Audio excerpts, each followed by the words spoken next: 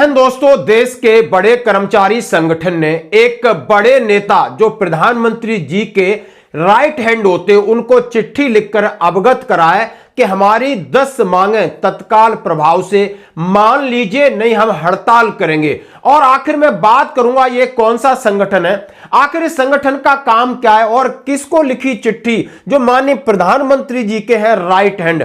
अभी आपको मैं बात बताऊं कि प्रधानमंत्री जी का राइट हैंड कौन होता है, और वो होता है कैबिनेट सचिव, यानी भारत का सबसे बड़ा अधिकारी जो सीधे प्रधानमंत्री जी को डायरेक्शन देता है, सलाह देता है और पीएमओ को पूरा कंट्रोल करता है। और उनका नाम है डॉक्टर टीवी शोभनाथन। ये तमिलनाडु कैडर के एक आईएएस अधिकारी हैं।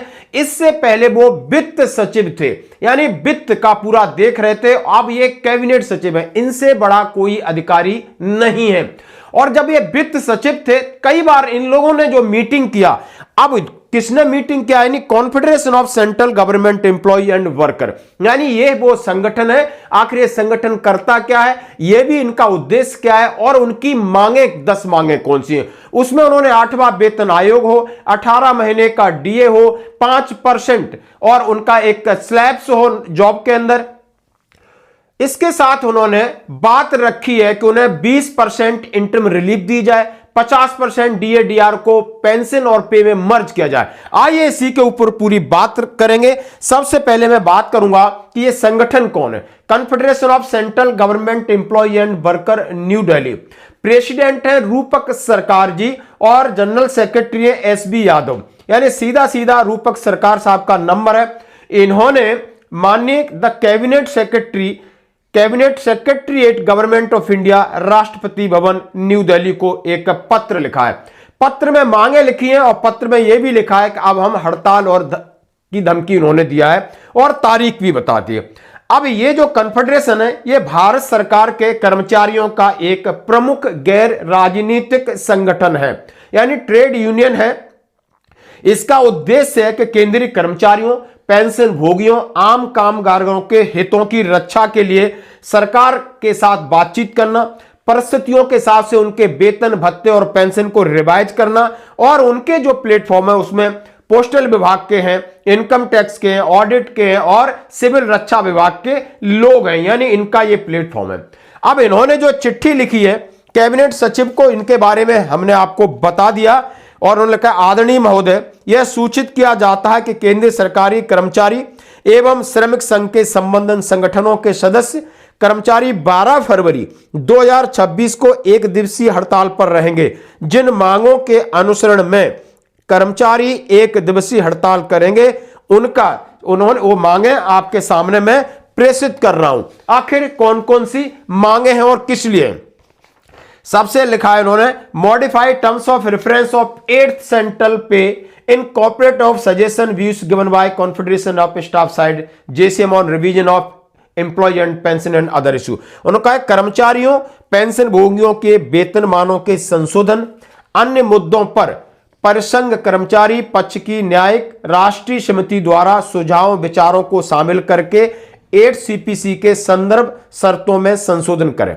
यानी इसका मतलब है कि जेसीएम स्टाफ साइड ने टर्म्स ऑफ रेफरेंस में बदलाव के लिए जो पॉइंट्स रखे हैं उनको कंसीडर किया जाए। उनका बदलाव का मेन पॉइंट से था कि यानी सरकार एक अधिसूचना जारी करे, सर्विंग हो या पेंशन हो सबको लाभ मिले, उसके साथ फैमिली यूनिट है 3 की जगह 4 या 5 किया जाए, पे लेवल को मर्ज किया जाए। ये और उन्होंने कहा जो नई चीजें हैं, यानी जो डॉक्टर कोड फॉर्मूला जो पुराना है, इसमें नई जो हमारे खर्चे हैं उनको शामिल किया जाए। यानी पहला इनकी मांग ये है। दूसरा है merge 50% DADR with basic pay pension, grant 20% of pay pension as an interim relief. महंगाई भत्ता को मूल वेतन और पेंशन में मिला दिया जाए, यानी 50% को, और वेतन और पेंशन का 20% अंतिम राहत के रूप में 1 जनवरी 2026 से प्रदान करें। यानी इसको मर्ज करें और इंटरम रिलीफ दें, और आप अपना राजनीतिक लाभ लेना है आराम से अभी से लेना शुरू कर दीजिए। उत्तर प्रदेश का भी चुनाव जीतीजिए, पूरे देश का चुनाव जीतिए, हमें कोई मतलब नहीं, हम गैर राजनीतिक संगठन हैं। आपने जो फायदा लेना है लेते रहो, लेकिन हमारा जो डीए मर्ज का है वो आप मर्ज कर दीजिए, इंटरम रिलीफ देके हमें एक राहत दीजिए।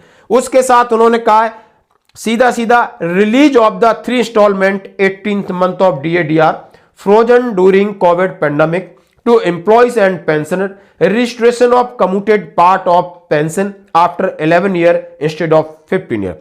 यानी उन्होंने ये रखा है, आप समझ चुके होंगे इस मांग को लेकर। ये 2 मांगे हैं जो बहुत दिनों से हैं। यानी उन्होंने कहा 18 महीने का DADR का जो एरियर है वो उसके जो 3 इंस्टॉलमेंट आपने रोके हैं उसको आप रिलीज कर दीजिए। कम्यूटेशन की रिकवरी है जो 15 साल की जगह आप 11 साल कर दीजिए। ये बहुत मोस्ट इंपॉर्टेंट पॉइंट है और इसके ऊपर सरकार कई बार साफ कर चुकी है, लेकिन उन्होंने कहा है सरकार तो हर बात पर मना करती है, हर बात पर आर्थिक बोझ की बात करती है, लेकिन जब सरकार को चुनाव लड़ना हो, सरकार को चुनाव में पैसा खर्च करना हो, सरकार को 10-10 हजार रुपए बांटने हो, सरकार को अपनी सीट गद्दी बचानी हो, तो सरकार कहीं कोताही नहीं करती है। इसलिए सरकार के ऊपर दबाव बनाना जरूरी है और यह दबाव आगे भी बनाया जाएगा, उन्होंने कहा। उसके बाद उन्होंने कहा NPS UPS को समाप्त करें, सभी कर्मचारियों को OPS के साथ बहाली करें, अनुकंपा नियुक्ति पर लगाई गई 5% की सीमा को हटाएं, मृतक कर्मचारी के आश्रित को उन्हें अनुकंपा नियुक्ति दिया जाए, सभी विभागों में सभी कैडरों में रिक्त पद पड़े हैं उन्हें जल्दी से भरा जाए, आउटसोर्सिंग और निगमीकरण बंद करें, JCM तंत्र के अनुसार लोकतांत्रिक कामकाज को सुनिश्चित करें। यानी उन्होंने बहुत सारे पॉइंट्स सरकार के सामने यानी कैबिनेट सचिव के सामने रखे। आप देख सकते हो एक चार्ट ए और एक चार्ट बी है जिसमें और भी उन्होंने बहुत सारे पॉइंट रखे हुए हैं। आप देख सकते हो उनके हेल्थ को लेकर हो, उनके बीमा को लेकर हो, उनके अलाउंसेसों को लेकर हो, मुफ्त शिक्षा का अधिकार हो, तमाम तरीके के जो पॉइंट्स हैं वो रखे हैं। मेन पॉइंट्स उनके वही था कि 8वां वेतन आयोग सिर पर है और इसके ऊपर दबाव बनाया जाए। 8वें वेतन आयोग में जब तक टर्म्स ऑफ रेफरेंस में बदलाव नहीं होगा तब तक फायदा थोड़ा कम दिख रहा है। दूसरी बात उन्होंने कहा है DA को विलय कर दीजिए, आप पॉलिटिकल माइलेज के चक्कर में 2028 तक बेमतलब में मत खींचिए। तीसरी बात उन्होंने कहा है कम्यूटेशन रिकवरी की बात हर प्रकार से चल रही है, लेकिन DOPT ने यह स्वीकार किया था कि 8वें वेतन आयोग को यह दिया जाएगा, उनकी क्या रिकमेंडेशन है उस पर बात होगी। 18 महीने का DADR का मुद्दा भले ही संसद में इसके जवाब उतने सटीक न मिल रहे हों और सरकार पल्ला झाड़ने की कोशिश कर रही है, लेकिन कर्मचारी कह रहे हैं नहीं हमें यह चाहिए। तो दोस्तों आपकी क्या राय है इसके ऊपर? धन्यवाद।